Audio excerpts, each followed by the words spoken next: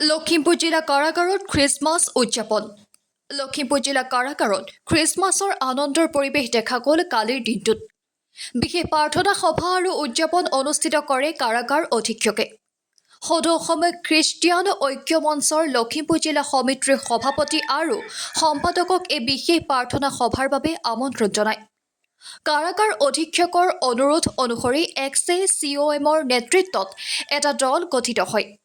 দলটোৰ নেতৃত্ব দিছিল সম্পাদক কমল ৱাৰ্লা, সভাপতি প্ৰেম চাই হৰ আৰু পাষ্টৰ নিৰঞ্জন আইন্দে।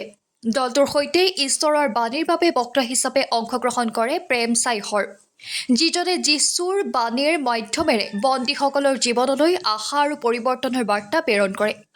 তেওঁ বন্দীসকলৰ জীৱন সুন্দৰ আৰু সৎ পথত পৰিচালিত কৰিবলৈ বাইবেলৰ শিক্ষা অনুসৰি অনুপ্ৰেৰণা যোগায়। কাৰ্যসূচীত এক সাংস্কৃতিক দফাও ৰখা হয়। গস্পেল গায়ক আৰু বাদ্যকৰ দলটোৰ দ্বাৰা সংগীতৰ মাধ্যমেৰে আনন্দৰ পৰিৱেশৰ সৃষ্টি হয়। জেলৰ কয়দীসকলেও সাংস্কৃতিক কাৰ্যসূচীত অংশগ্ৰহণ কৰি নিজৰ নিজৰ প্ৰতিভাসমূহ প্ৰদৰ্শন কৰে। অনুষ্ঠানটোৰ বিশেষ অংশ ঈশ্বৰৰ বাক্যৰ লগত খ্ৰীষ্টমাছ কেক কটাৰ আয়োজন আছিল। কাৰাগাৰ অধীক্ষক আৰু বক্তা হৰই একেলগে কেক কাটি কাৰ্যসূচীৰ শুভাৰম্ভ কৰে। এই উদযাপনে কয়দীসকলৰ মনত প্ৰেম, আশাৰ বাণী আৰু জীৱনৰ প্ৰতি নতুন দৃষ্টিভংগীৰ সৃষ্টি কৰে। খ্ৰীষ্টমাছৰ সঁচা অৰ্থ আৰু মানৱতাৰ বাণীয়ে নতুন পদ্ধতি উপলব্ধি কৰিবলৈ এই অনুষ্ঠানটি বিশেষ অৰ্থপূৰ্ণ হৈ পৰে।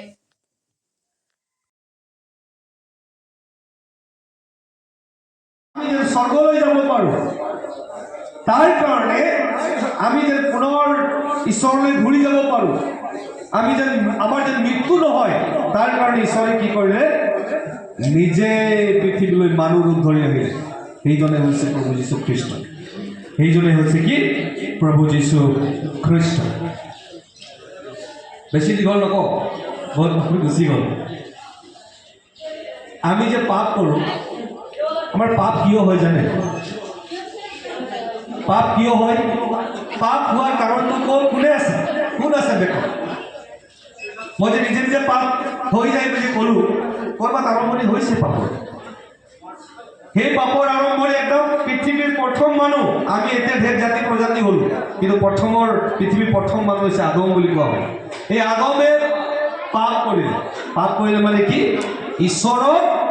ঈশ্বৰে ক'লে তুমি এইটো নকৰিবা, আৰু এইফালে শয়তানে ক'লে তুমি এইটো কৰিবা। ঈশ্বৰে ক'লে তুমি যদি এই ফলটো খাবা বা এই যিটো মানা কৰিছিলে সেইটো যদি তুমি কৰা, তেতিয়াহ'লে তুমি মৰিবা। কিন্তু শয়তানে কি ক'লে জানে?